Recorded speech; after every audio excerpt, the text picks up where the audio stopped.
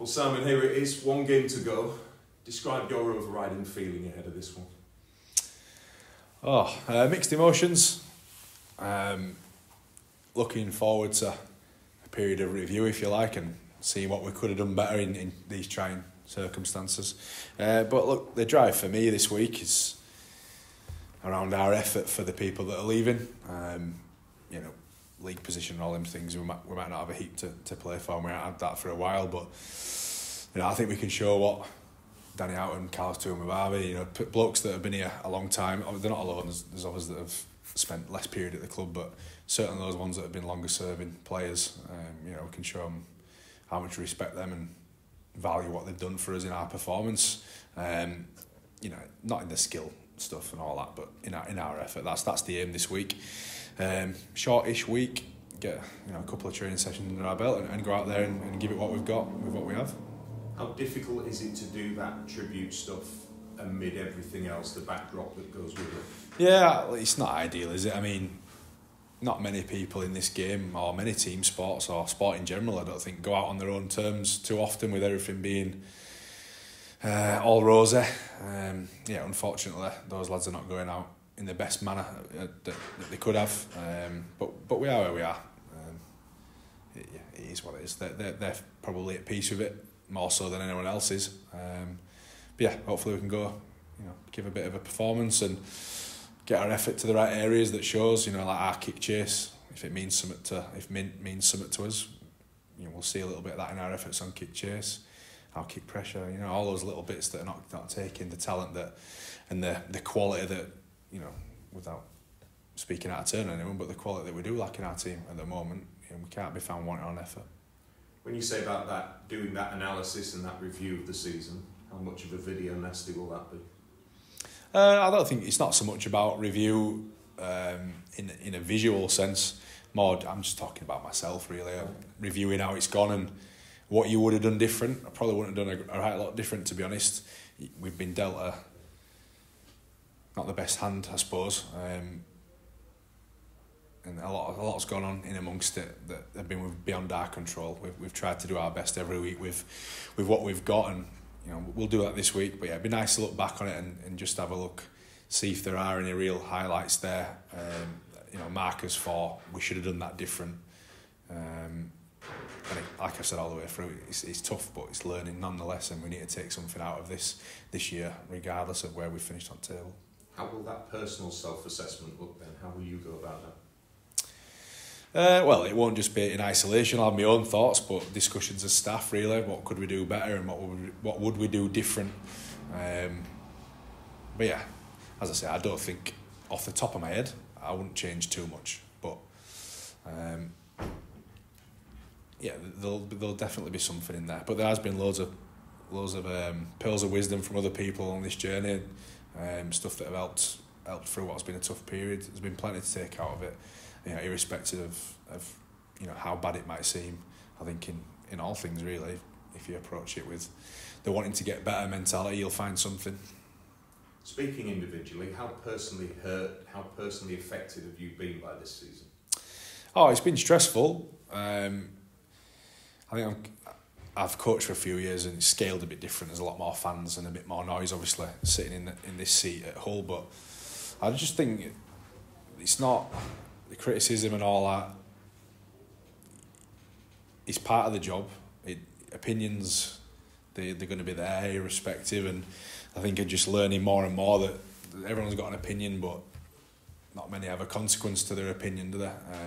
So that's why you've got to be true to yourself, really, and make sure you're doing your bit right and keep getting on with it, because tough times, they do pass in the end, and good times will come around, and they pass fast as well. So it's trying to stay neutral has been a big one for me, where don't get too carried away. But I won't lie, there's been plenty of nights where you wake up if you get to sleep early hours thinking about, right, how we're going to change this, how we're going to do that better.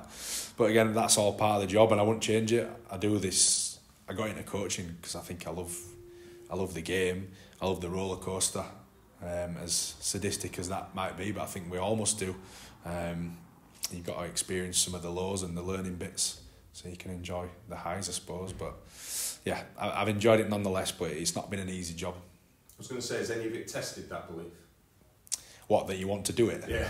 No, certainly not. I think the young lads have been a bit of a highlight, obviously for everyone. I know you guys have tried to keep it positive and hang on to these young blokes and that, but seeing some of their developments, probably the highlight of the season really for me. Developing their rugby league IQ, if you like, has been good and puts them in a good spot for the future. When they're called upon in less trying times, as I've said before, I think they'll be way better equipped to deal with it. We've spoken a lot about the youngsters, so I'm trying not to make it the same thing. But as an overall, now we're at the end of the season, are you worried about any of the long-term effects it might have had on them? No, I think when you're young, not just rugby league, you're resilient. I think you get over stuff quicker. I think physically they're all got through it okay, touch wood. They've got through it all right. Mentally, yeah, maybe it leaves a couple of scars for them, but I'd like to think it leaves a lot of motivation as well to get over this and put some of this right and feel a lot better about coming into your job every day. Richie released a statement this week, a strongly worded one. One of the lines from it: certain members of our organisation are not delivering on their roles. Didn't say who, but is he right? It depends who he's talking about, I suppose. Look, that's one for Rich, but I'll give you the best answer I can. If everyone was delivering, to the peak of their potential, we wouldn't be in spot we're in, would we? I don't think.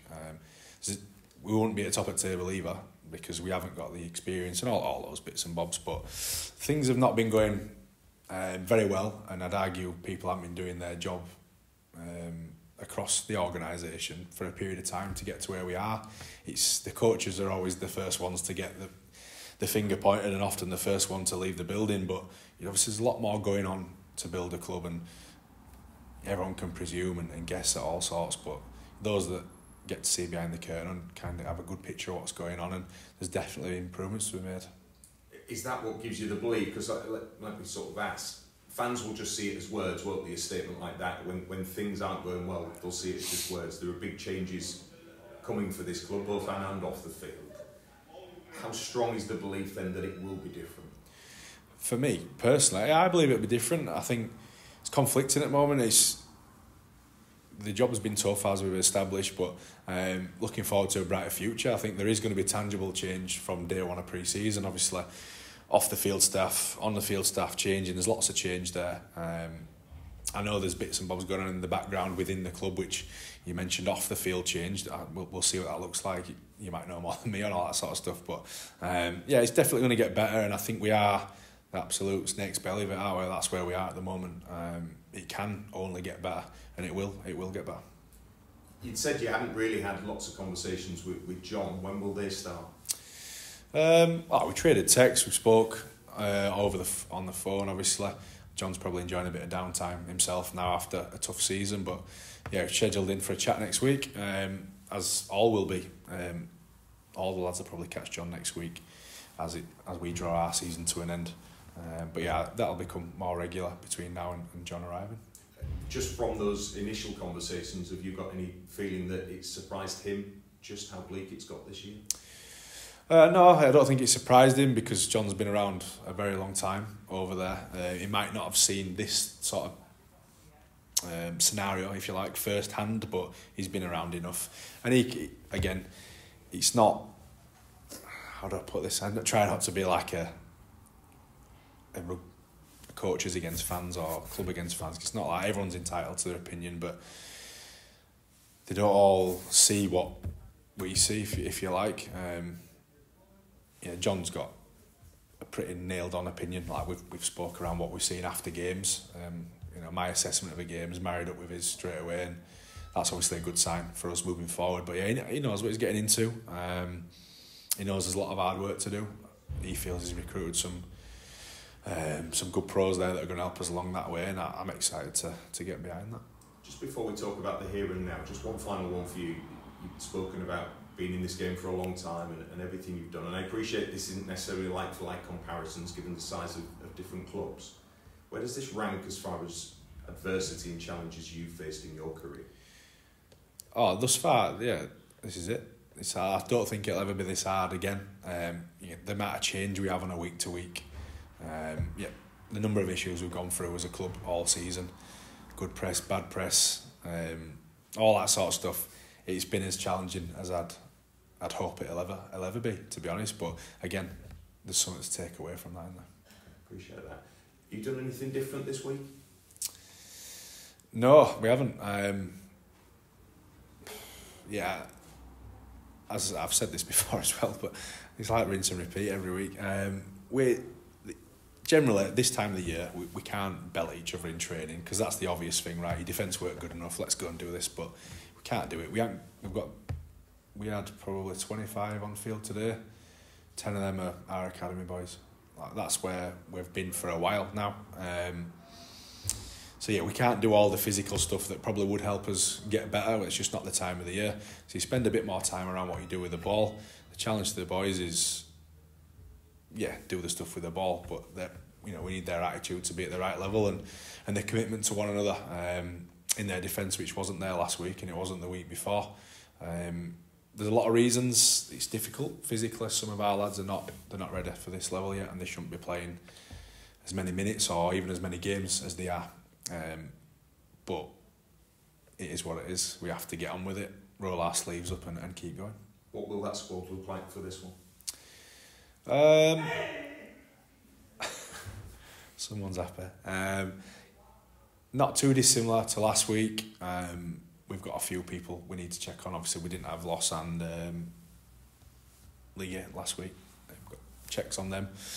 Danny Houghton pushing like mad to play. So, that amongst a good handful of others. We obviously lost Brad Fash at the weekend, David Litton, Ed Chamberlain. So there's going to be some change.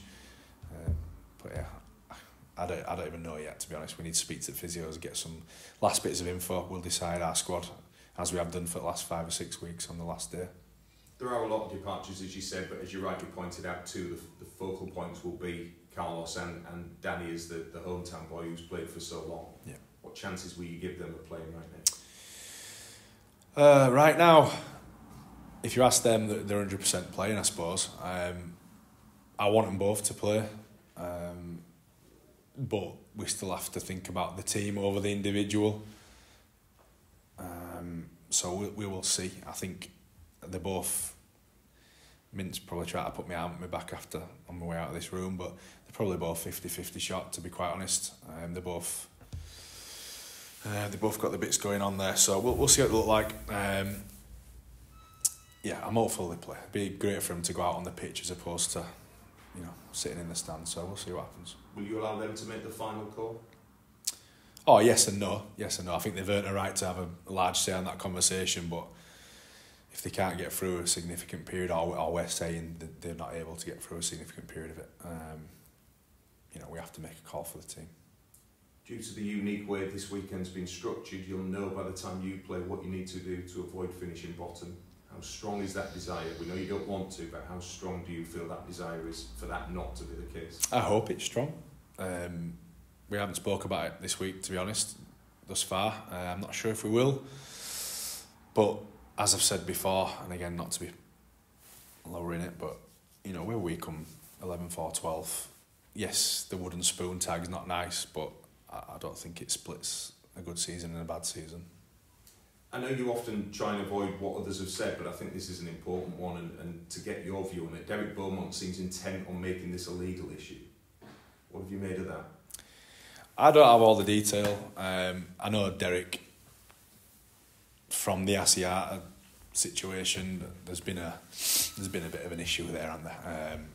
But look, I believe, to my knowledge, that the IMG system of how we're doing things was voted in. I really don't understand why it's a talking point, to be honest. How surprised are you by it? I'm not surprised. Why not? Well, Derek is entitled to his opinion and he don't mind sharing it. He's done it before on other things. It's fine, and he's a character of our game, and personally I find him to be really entertaining, and he wears his heart on his sleeve. Done a great job for Lee, so you won't knock a bloke who's throwing his money into the game. He's certainly entitled to his opinion. But yeah, for mine, I think if something was voted in, I'm just not sure how it's an issue. I was going to say, do you feel there's a case there at all? Well, based on the fact that they did a vote. Yeah. I don't know how Derek voted, so, but that's how it is. Okay. Can anything that happens in this game change how you or anyone should feel about what has been a dismal year?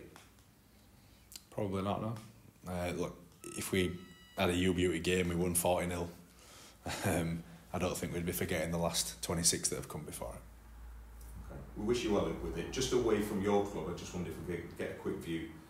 By the time this goes out, Go Vikings will be installed as a new League One club. How good is that for the region, for Rugby League?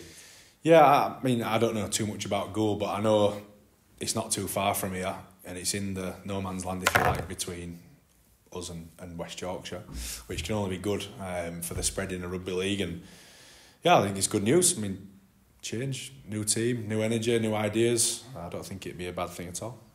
Scott Taylor seemingly going in as, or will be going in as head coach. They're probably going to feature some players who've maybe been around these parts as well. What can that do for them, and for Scott in particular, getting his first break at a professional level? Yeah, well, I suppose he'll find out whether he wants to be a coach or not. Good experience, championship, Champ 1, however it looks. It's very different to what he's known as a full-time professional there. But yeah, I'm sure he'll give it everything he's got and make it an enjoyable environment for those lads to be in. And I wish him all the best of it. But yeah, there's no better way of getting in than being in charge of it, really, and getting on with it. But I suppose, much like I did at Halifax, you make your errors on the run and you work things out as you go, and it's a really good ground in championships. There's a lot of good fans, a lot of passionate people about the game down there. I think it'd be a really good experience for Scott, as he starts his coaching journey and see where it takes him. Will you look to give him advice? Would you expect him to call you and ask for a bit of advice on this line? Probably not. I'd certainly be there if he wanted any. But I think he'll go his own way and he'll make it his own. Thank you. Right, Grix. Just dip back into injuries, please. David Litton, obviously, you said it was a reoccurrence of an injury on Saturday. How serious is that? We don't know yet. He's obviously, they put him back in the brace for, just in case sort of stuff. He's a bit sore. I think he has to go and see the specialist again and have a look at that. It's really unfortunate. It does happen now and again. I've had it myself. The rehab surgeries even, and come back in game one, bang, you're off again. Disheartening for him. But I'm pretty pleased and proud of him about how hard he's pushed himself to give himself a shot at playing. I think that's the important bit. We could probably, now in hindsight, you can argue, was it too soon? But if you'd have seen him in training the week before, he was brilliant. He did everything, ticked every box. So, unfortunate. Let's hope it's not too bad. Fash with his ankle and Ed with his shoulder. Is there any update on him? Further investigation really needed on that. I know they're both struggling and they won't be available this week. Certainly not, but we'll find out a bit more, I think, by the end of the week. Like you saw with his ankle, is he another 50-50 then? Yeah, he's trained and joined in a bit today. I think it's very much up to Liga, to see how he feels, really. There is no next week, so hopefully he can pull through for us. Obviously, there is a next week for Jake Truman, potentially the week after that, pending Wakey's outcomes, but you had a chance, you said, for this week. Is that still the case? Well, that's a conversation to have with Truman now. He's trained today, trained really well.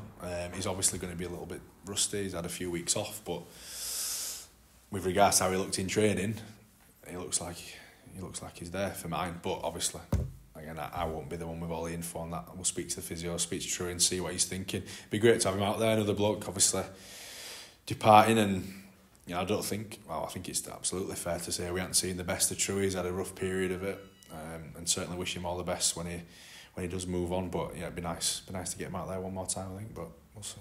Wakey got no issues with him potentially playing after a few weeks out? I've no idea. So looking ahead to Catalans, what do you think of the fixture changes then? Because obviously Catalans could come into that game knowing full well what they need. Obviously Hull will know what they need as well. Does that sit right with you for integrity of competition and things like that? I understand where you're coming from. It'd be nice everyone kick off at the same time, so we're all playing for the ultimate to win. But at the same time, we're not making those rules, are we? We're not making the choice on that. For us, I don't think it changes anything. Yes, there's a number there that we have to be looking at, but at the same time, as I said before there, we need to just concentrate on ourselves, because our season's not going to change how we feel about it by a U-Beauty at the end of the season or anything like that. We just need to focus on us. But I get where you're coming from. I know there'll be a bit of debate around that, because I've seen Salford have put out what you'd argue is a weakened team, but I think Hull did last year around the Challenge Cup. I think it's a coach's prerogative. Those lads are in there to be first team players. They're playing. I don't know. This is a tough one. I suppose the question is probably for Adrian Lamb, because he could be the one that suffers from it if St Helens win. Then obviously it's all on Catalans to take that final spot. So I suppose that's where the integrity point comes in, playing a day later. Yeah, but I'd just say all you can do is look after your own house, I suppose. There'll be games throughout the year, not for us this year. Wigan, for example, if they didn't get the league leaders, and they could look back and go, that game against Hull, we were off. I'm sure Lee, Catalan, anyone, they could all look back and see that game where they could have made their lives easier. So it is what it is. I think they'll all just get on with it as professional as they can, and they should all, I'm sure they are, they'll all be going out to get the win. It could be ironic if Lee are relying on Hull to win with Derek's recent comments. No, that's not motivation for anyone, I don't think. I know what you're doing, Dan, but no, you're not going to get that one. No, I'd say with the Derek thing, he's entitled to his opinion, and I understand the argument of promotion, relegation, it's British sport and all that, I've heard it all, but again, I go back to beginning of the year, if everyone sits around a table and they put a vote in and everyone yeas and nays it, the result's the result. I just don't see how it's talking point. Looking ahead to obviously what's to come next 6 weeks pre-season with John, so when will you and Andy get together as a trio and discuss like plans for next year? Is that going to come in the coming weeks? Well, he's not here for a while yet, so obviously any contact in coming weeks will be Zoom and phone calls, texts and whatnot. I'm looking to catch up with Lasty at some point, obviously depending how Catalan go and when he's back home and that. So will be easier for us to touch base, but yeah, maybe together as a Zoom together, we'll have a few of them. Luckily we've got technology today, haven't we, to get us through, but yeah, there's plenty to talk about, plenty of meat to put on the bone, if you like, around what pre-season needs to look like, but some of it can wait, but some of it obviously needs to be planned well in advance. But yeah, looking forward to that, but let's get this one boxed off first. So to get back into pre-season, everyone's been talking about it, saying how tough it's going to be, and everyone has been saying John loves his running and his hard work and things like that. Obviously the message from Richie Down is hard work, so what would pre-season look like for you, and what are your motives for choosing what you want to get out of the squad coming autumn in the winter months? I think just pre-season's your opportunity to get everyone on the same page and develop, obviously not only your bodies but your mental fitness as well. And yeah, I've read the bits and everyone says it, hardest pre-season ever, all those sort of things. It'll all be on how we attack it as a group and how much we want to change things. Well, 10 blokes coming in are fresh to it, but there's a group of blokes here that are still here. They're going to have to change how they go about things, I think. But I'm looking forward to it. Fresh approach. And it genuinely is a bit of a reset, I think, for everyone in the squad. John's coming in with, he's watched them on TV, he doesn't know them as people. There's all that to be worked out, so I think everyone's got a fresh crack at trying to impress and better themselves for what can hopefully be a more pleasant year next year. And everyone talks about the cliches, don't they? Like, oh yeah, I've had the best training week ever and we've done this and done that, but you just said there, the reset, that's so important, isn't it? Just to draw a line on this year and move on. Yeah, I mean, we don't want to be talking about this year forever, do we? But you need to be doing something to make it change, and that's where it starts, really. Not only at pre-season, but it starts with the time off. How we plan, how we treat our bodies and whatnot in this 6 weeks break will have a bearing on how that pre-season goes. But look, pre-season, I'm sure you'll hear it before Christmas. You'll do the interviews, it's best pre-season ever, we're loving it and all that. Everyone says it. Then you kick a ball and you find out where you're at. So we want to make sure when we do kick a ball, we're in a good position, so that means the hard work has to be done. How important is that 6 week period you just talked about there between end of season this weekend and obviously you do your test obviously at the end of the season, but then coming back in, how important is that rest period? Yeah, I think it's good. Obviously, physically, you probably only need a couple of weeks. Speaking from experience, but as a player, a couple of weeks of going all day, catch up with people, them beers you've missed out on throughout the year, you catch up with all your pals and that, but then after that, it's like school holidays when you're a kid. After a couple of weeks, I'll say that maybe it might be a bit longer when you're a kid, but you get to a point where you want to get back to work. So the lads will be busy, and we have to be better. So physically, the lads they're going to have programs they're doing, and alterations they need to make to themselves for when they get back, so they're in a good position. So there's all that to go on with, but bigger than that for mine is the mental checkout. Just get away from it for a bit, and it has been of a noisy year for the wrong reasons, obviously. So I think it'll do everyone the world of good just to recharge, really, and get ready and get that self-reflection. Some will need prompting to do it, some will do it anyway, but there needs to be that period of going away and what can you do better? Why did you let this go? Why did that go? You know what I mean? There's all them bits to improve on, and that time certainly gives you the time to sort of narrow your focus on that. So yeah, everyone needs that break. Fans as well, they need a break from it, and hopefully we can start on a more positive footing come November. Obviously, early indications for next year. Obviously, the target's to be better. That goes without saying, but it seems to be a genuine belief that if you do the things that you're saying, put them into action, then it will come to fruition. Yeah, I mean, I don't know. Don't quote me really on this, but what percentage of the game is all is skill? Obviously, skills throughout the game, but there's a high percentage on your effort areas and getting your attitude right and really being together, and that's how you build your pre-season. We had a disjointed pre-season, not some important cogs weren't able to train or weren't in the country until later.